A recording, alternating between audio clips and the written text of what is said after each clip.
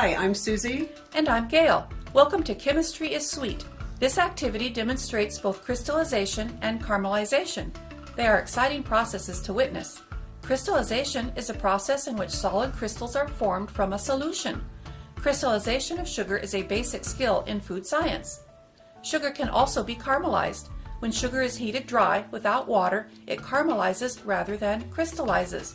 Exposure to high temperatures prevents the sugar from crystallizing during the cooling process. Learners get to see both of these processes and how they can be used to make crystalline and non-crystalline candy. Candy has many different textures and tastes. There are soft, creamy candies, many of which are made with fondant. Fondant is a type of crystalline candy. It is formed by first supersaturating a sugar solution with heat, then cooling so that the crystals are formed. We'll explain more about that in a minute. In contrast, peanut brittle, lollipops, and the caramel on apples are non-crystalline candy, made by caramelization of dry sugar. Caramelization actually prevents crystallization.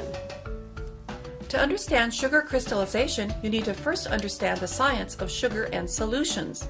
A solution is made by dissolving sugar in water. In common terms, we say sugar plus water equals solution.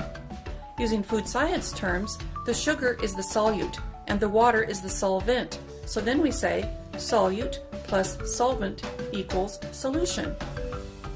The amount of sugar that dissolves in water depends on the temperature of the solution. The hotter the water, the more sugar can dissolve.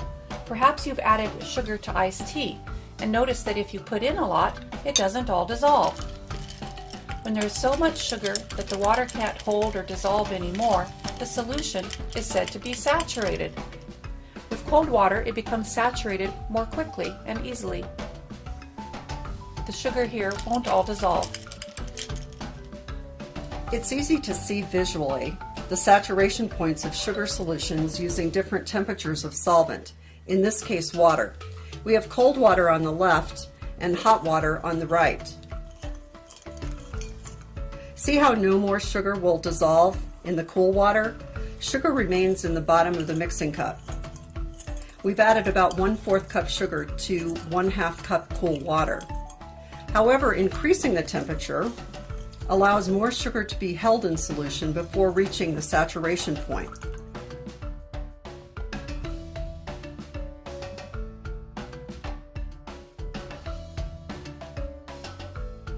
A word of caution before starting on activities. They involve boiling sugar water solutions. The facilitator should heat and handle all sugar water solutions. The solutions are very hot and sticky, so they can cause serious burns. Please be very careful and caution your learners to be careful too.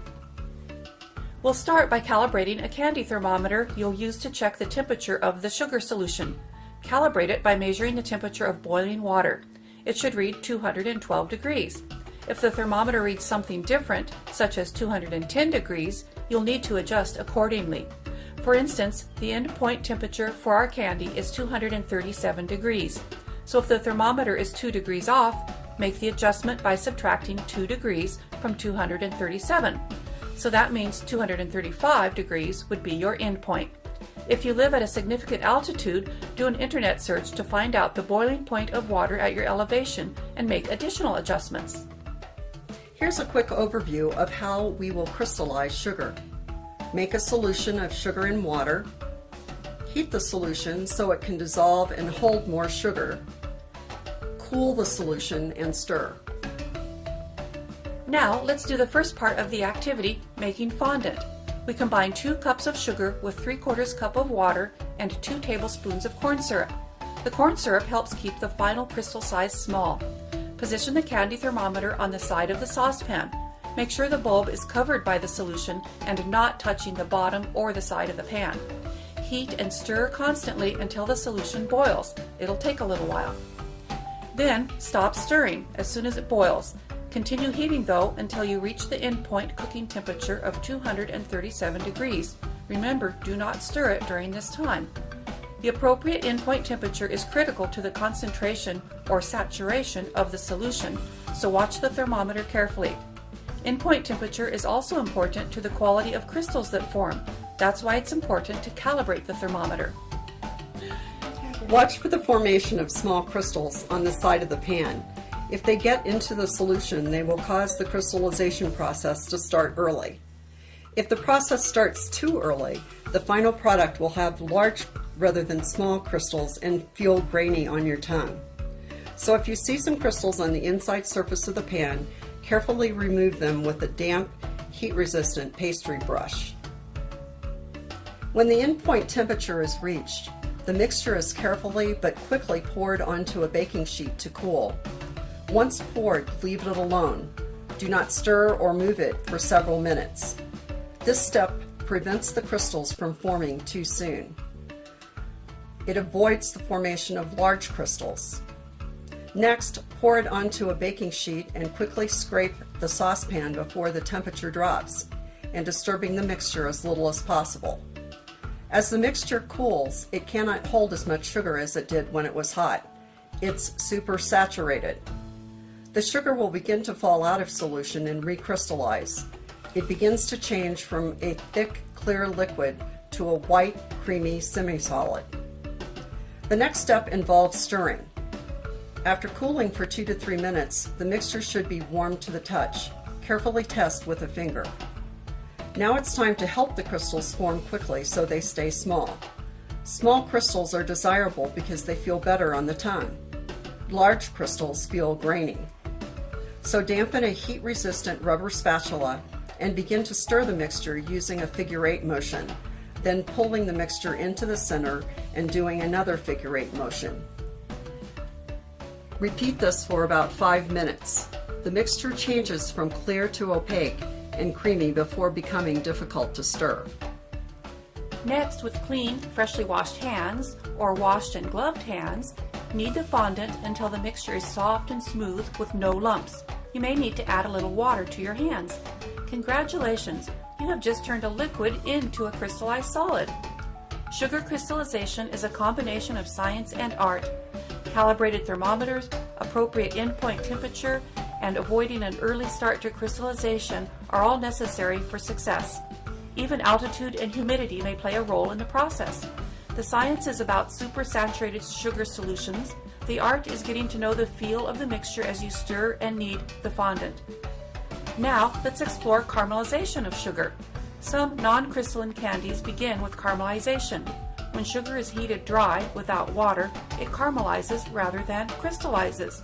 Exposure to high temperatures prevents the sugar from crystallizing during the cooling process. It hardens before crystals have time to form.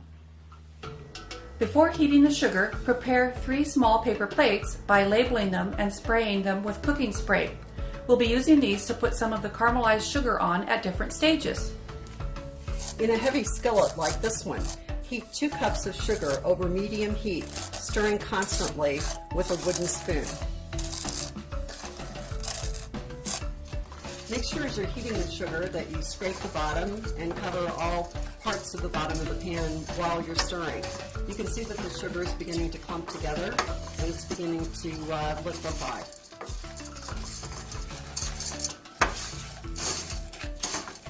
You can see additional changes. It's been about 4 minutes since we began heating the sugar over medium heat.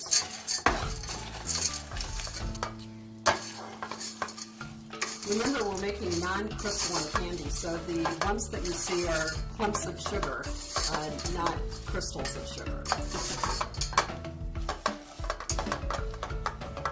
Ideally, at this point, the mixture should be clear before it caramelizes. Just gives you an idea of things that can happen in the field.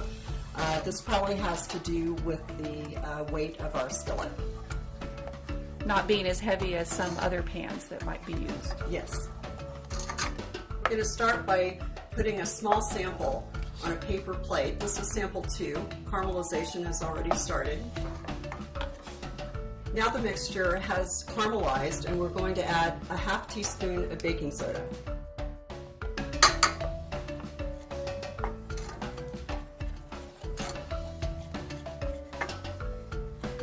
As soon as it's stirred in, we're going to take another sample and put it on plate number 3.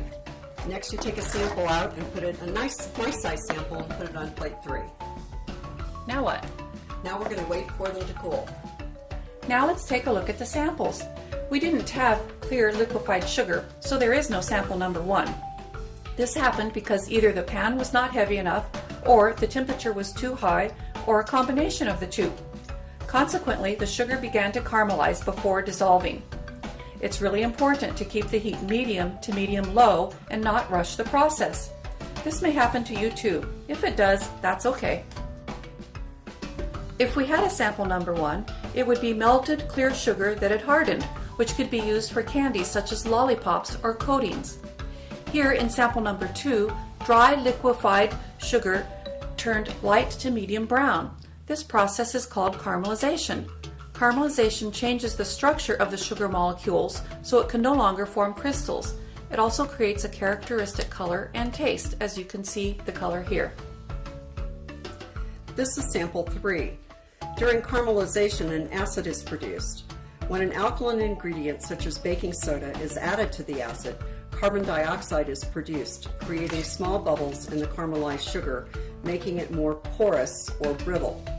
Examples of candy that use caramelization are nut brittles, which become porous with the addition of baking soda. You and your learners might remember that baking soda and an acid such as baking powder were combined to produce carbon dioxide for leavening in baked goods. Without the carbon dioxide bubbles in the caramelized sugar, the end product would be very dense and hard, too hard to bite, like in sample 2. So now you can confidently help learners explore the processes of crystallization and caramelization. Well, this is the last activity in the What's on Your Plate Exploring Food Science series. We hope you've enjoyed it and learned a lot of useful information. We wish you much success.